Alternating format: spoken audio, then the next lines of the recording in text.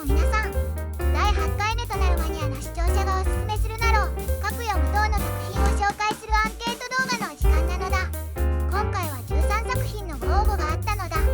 参加してくれた視聴者の皆さんありがとうございますなのだ。第9回も予定しているので、おすすめ作品を布教してみたい人はこのチャンネルのコミュニティ欄をチェックするか、この動画の最後に応募方法を説明するので要件を確認してぜひ参加してみてほしいのだ。それでは早速マニアたちがおすすめする作品を紹介していこう。あなたの未来を許さない。私が地獄に落ちる。それだけであの子が助かるのなら、そんな安い買い物なんてないわ。運動も勉強も人間関係もダメな女子高生、御堂さよ子。彼女はある晩、27世紀の未来人から大学授業の教材として対戦者という名の実験体に選ばれる。殺し合いのために特殊な力が与えられるはずが、さよ子の能力は無効化でも消去能力でもなく本当に何もなし。能力者相手に抗う術などなく、毎を生き延びるためだけにあがくさよ子。だがある夜を境に彼女は戦うことを決意するのだった。ただ一人を除いた自らを含む全ての対戦者を殺すために戦うことを恐れていた少年少女が死を覚悟し、狂っていく過程が丁寧に描かれてます。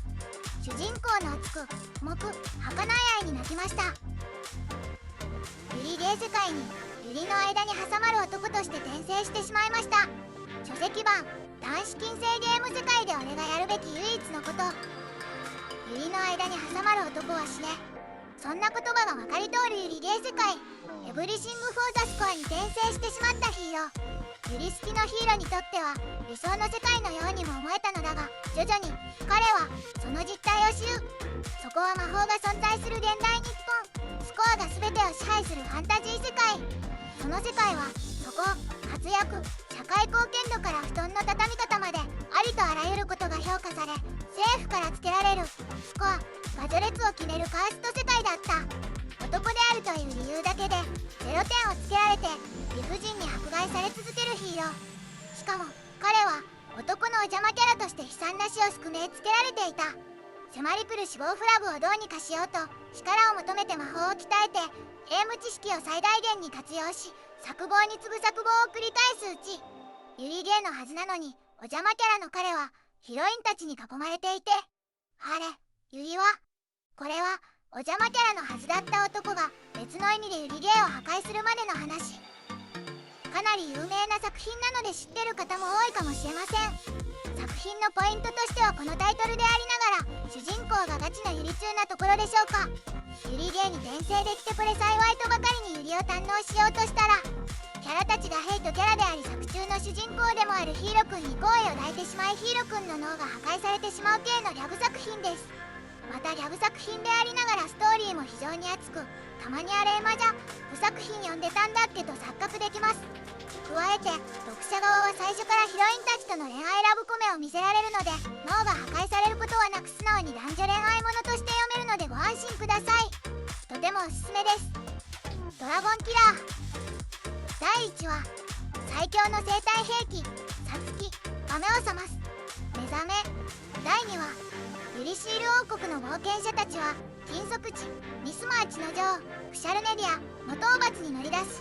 いずれも劣らぬ強者たちの中には王国ギルド最高等級を授かる魔法剣士やニーシャルカや強戦シロイクの姿があった。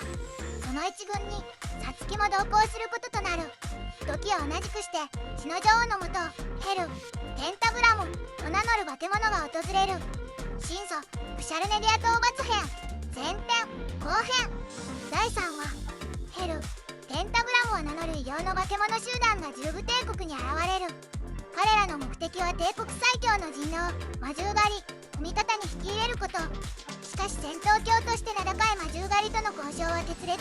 両者の間で激烈な戦いが始まる。当日サツキが帝国の地へと踏み入る。彼の目的は魔獣狩りだった。魔獣狩りの人狼編前編後編。第4話、更新中。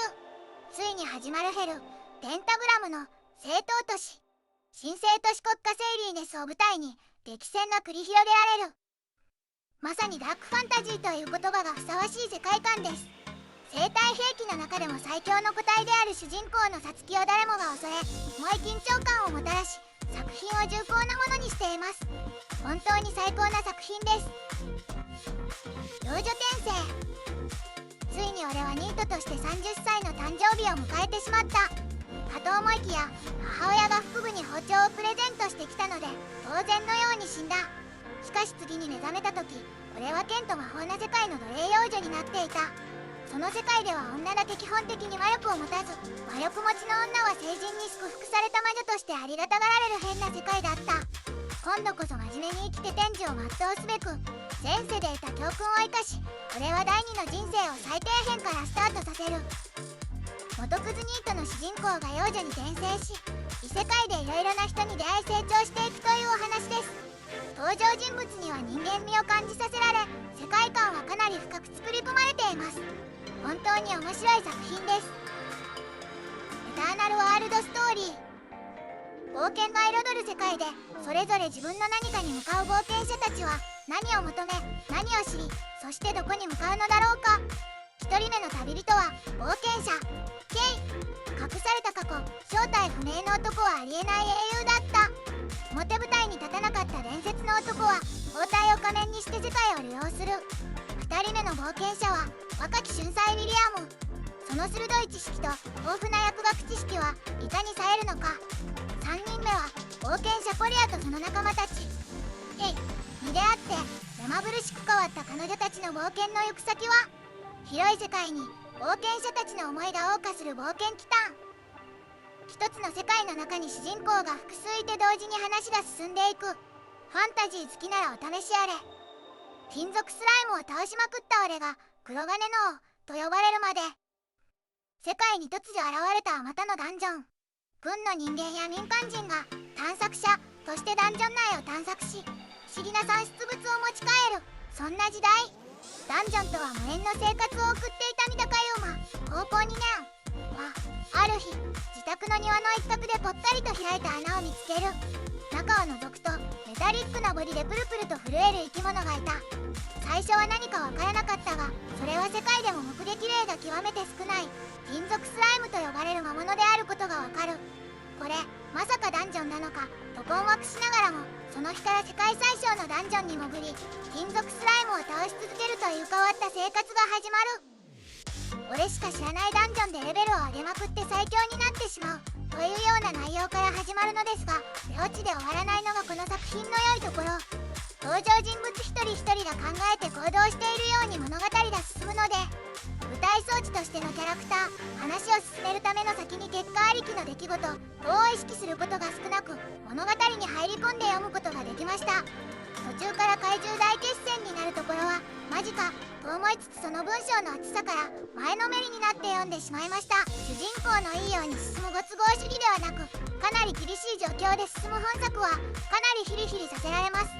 作品の性質上ためは長いですが、その長さに合ったカタルシスが得られました。枝物の見た夢。全てを失った男は気がつくと瀕死の子供に転生している。雄大な自然、恐ろしい人食い魔獣の住む世界、そして運命の少女イースに出会う。男は出会いを重ね、危険を乗り越え少しずつ強くなる。世は戦乱、やがて破滅的な戦いがやってくる。命を懸けた戦いの中に見たものは愛の片鱗だった。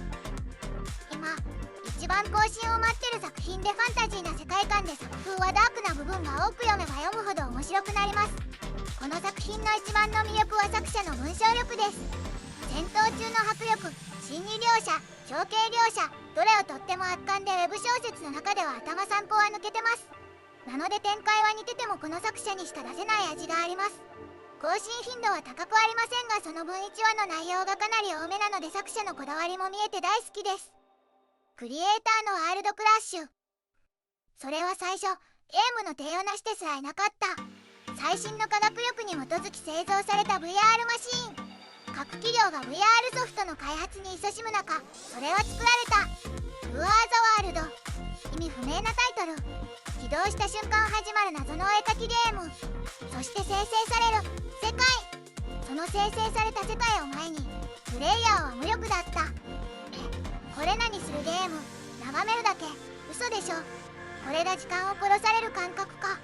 だがそんな虚無を前に立ち上がった者がいた。ボット職人である。後手後手にシステムをつけた司法的グレーゾーンを攻めるまでに至った狂気のゲームが今幕を開ける。さあ虚無からの想像を始めよう。いや最高にイカれていて笑えます。最初は主人公が周りの濃いキャラたちに振り回される話かと思ったのですが、主人公が一番頭がおかしくて振り回します。例えばまずゲームでプレイヤーに会ったらキルしますでリスボンを待つ。これが挨拶です。こんな面白い人が好きな人は一読を。転生者の私に挑んでくる無謀で有望な少女の話。遠で神道15で妻子20歳過ぎればただの人、そういったことわざがある。幼い頃に人より能力が優れていてもそれに慢心していては大人になった時その能力が通用しなくなるという戒めが込められたことわざである。あるいは小さい時に賞を取ったとしても大人になり広い世の中を知れば自分の能力が足りないことを知るという意味合いでも使われるだろうか。とにかくまあ幼い頃に褒められ認められてもそれに満足せず努力を続け、ただひたすらに己の向上を図っていかなければならないという教えが込められているということだ。ただ私にとってはこのことわざは少し違う意味合いを持っていた。元と同じ世界に転生した平凡な主人公と純粋な天才である幼なじみの小学校から大学までを軸に、才能とは何か特別とは何かをシビアにそして美しく書いた短編作品です。15分ほどで読めて書籍化も複数している作者さんなので文章力が高く世界観はほとんど現代なのでスラスラと読みやすい。転生という言葉に危機感を持つ人ほどおすすめできる名作です。予定からは逃げないと。古代中華風っぽいよくわからん異世界に転生した女主人公が DIY してたら予定に見つかって連れ去られる話。古代中華風の超貧困農村に転生した女児が暇つぶしで DIY してたら予定に一目惚れされて城へ連れてかれて鬼や勇気といったもの関連の事件に巻き込まれる話。箱庭の世界の謎を解くファンタジーですが SF や簡易なものづくりなど様々なジャンルが組み込まれており、技術といった世界観の作りも素晴らしいです。予定からは逃げないとという題名にもいくつかの意味が含まれています。主人公の言動やそれに振り回される周りも醍醐味の一つです。遥か異界の地より。中学3年生の少年加藤はありふれた平凡な少年であった。将来は身の丈に合った堅実な生活を夢見ていた。ところがある日彼のいた教室で突如不可思議な現象が起こる。そして気がつくと彼はクラスメイトと共に見覚えのない場所に倒れていた。それからの彼の人生はまるでかの地の気まぐれな運命心に導かれるかのように数奇な軌跡をたどるのであった。モブなのにどんどんおかしくなって変な影響力もあり味がある暗殺者の卵に転生した。謎の宗教組織で儀式を受けた子供に憑依した主人公は高圧的な大人や一癖も二癖もあるライバルを蹴落としてただ生き残ることを目指す作者鬼畜です。強靭な治癒スキルを獲得しました。生まれてからの記憶を全て保有し小学生にしてすでに成熟した思考を持ち合わせている主人公。月下界文武両道美目秀麗弱点など存在せずたった数年の人生経験ですでに自分の将来に資格がないことを自覚していた。生まれる時代間違えたな。何でもできるがゆえの絶望。何をしても苦労はしないがその代わり感動もなかった。ただ生まれてしまったからと惰性で生きる日々。こんなつまらない世界ならいっそ人の殺せる戦国の時代に生まれたかった。そう日常的に刺激を求めるくらいには狂っていた。そんなある日突如界の運命を変える大きなチャンスが訪れる。きっかけは日課のネットサーフィンをしている時に見かけた隕石の地上衝突事件。負傷者はないが墜落したとされる物体もなく NASA ですら事前に探知のできない異常性。そして違和感を感じ探っていくと発覚する驚愕の事実の数々。退屈な現実を覆すかもしれない可能性。その存在に彼は初めて心が震えた。そしてついには苦労の末にスキルという現実離れをした能力を手に入れる。安穏とした世界に絶望していた少年が頂上の力を手に世界をおもちゃに遊び出す。主人公とそれに影響された人がおかしいです。ということで第8回目となるアンケート動画に寄せられた13のおすすめ作品の紹介が終わったのだ。今回も面白そうな作品ばかりだったのだ。ぜひとも興味の出た作品に出会えた人は実際に読んでみてほしいのだ。そして今回もおすすめ作品を応募してくれた視聴者の皆さん本当にありがとうございましたなのだ。次回第9回目のアンケート動画も行うのでよろしくお願いしますなのだ。さて、というわけで最後に視聴者アンケート動画に参加する方法について説明するのだ。今回参加してくれた人の応募例に簡単に説明すると、こんな感じに上から作品名、著者、ジャンル、投稿サイト、最後におすすめコメントを添えてご応募お願いしますなのだ。コメントを残す場所はこの動画のコメント欄、もしくはこれにキ欄でアンケート動画の参加を募集しているので、そこに上記の形でコメントを残してほしいのだ。他にも注意事項などもあるので、これにキ欄のアンケート募集要項を一読してからコメントをしてくれたら完璧なのだ。以上。それではまた次回のアンケート動画で会おう。